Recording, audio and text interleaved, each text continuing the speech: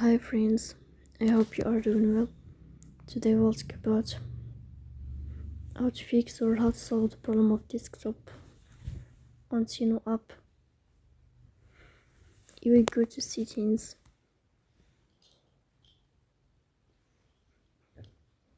In this page, you will go to apps, default apps, app settings.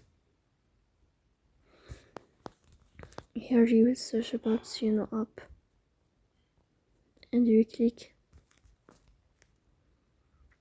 In this page, you will click on first stop and you will click OK. Here you will enter to storage. Then we click on clear cache. In the end, you will turn off your phone and you will restart your phone again to fix that problem.